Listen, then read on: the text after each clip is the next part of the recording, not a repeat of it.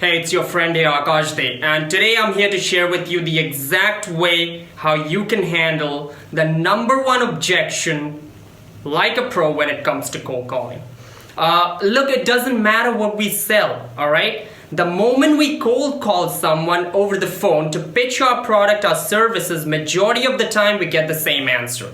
I am not interested, right? I know that we all as salespeople look for some kind of a trick, some kind of a gimmicky word, some kind of a magic spell that would spin the customer's mind in an instant, that from being not interested, he or she would choose to follow along with whatever we tell them, right? Look guys, I'm sorry to disappoint you, but it does not work in that way, alright? There is no trick, there is no gimmick, there is no magic spell or wand waving. Alright, because the way you are a smart and an intelligent individual, so are your customers. And the only way they are going to listen to you and choose to follow along with you is through your ability to respond spontaneously and come up with a problem-solving answer. Okay? Because it does not matter what you sell, what your product is, what your service is. You are in the process and the business of solving problems. Because the only reason as to why people buy something,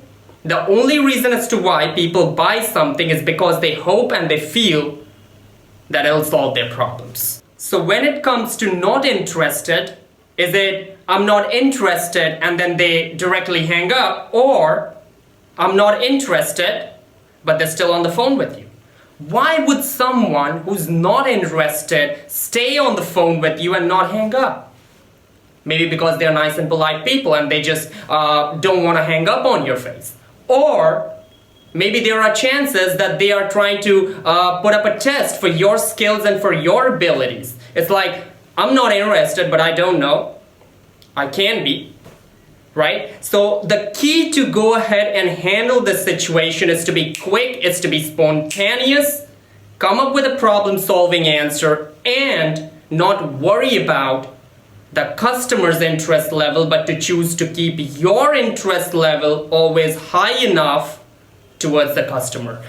Do not worry about what the customer's interest level is towards you, but choose to keep your interest level high enough towards the customer. Now there's nothing much can be done with the ones that say not interested and then they directly hang up, right? Apart from the fact you can have the contact details stored in your CRM, like your customer relationship manager, and choose to follow up on a later time, on a later date, or you can ask for help.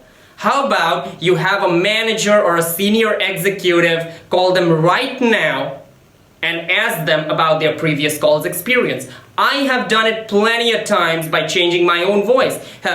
Hey, this is Preetham calling you. Just a while ago, you just had a word with one of my colleagues. I just wanted to make sure that he didn't do anything wrong.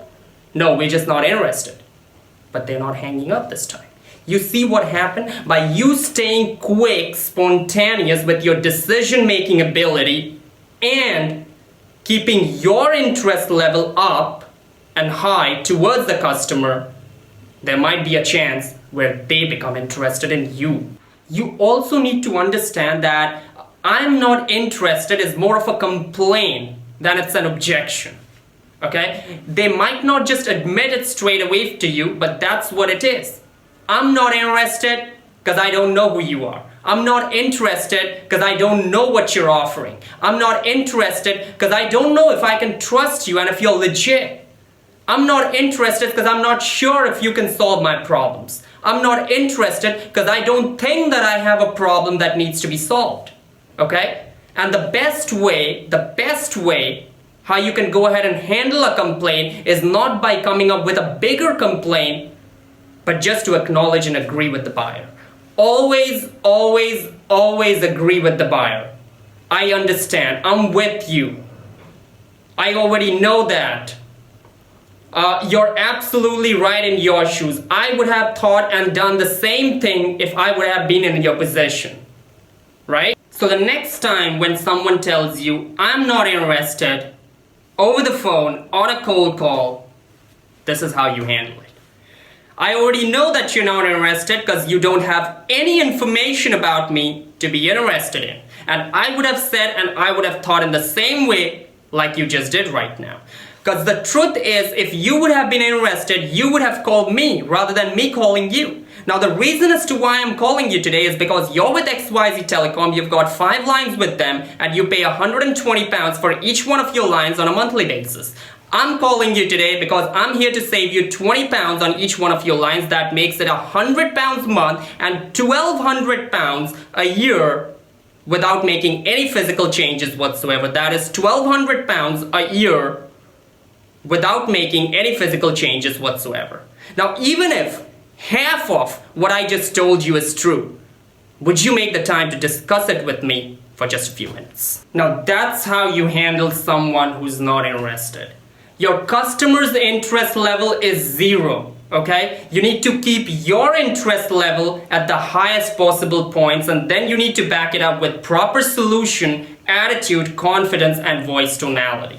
Okay? You don't go down to meet your customer's interest level at 0, because this thing for sure I know that if they're not interested and if you're not interested, nothing's gonna happen. Keep your interest level at the highest possible points, back it up with proper solution, attitude, confidence, tonality, come up with a problem-solving answer, and there would be a higher chance for you to convert the not interested into the interested.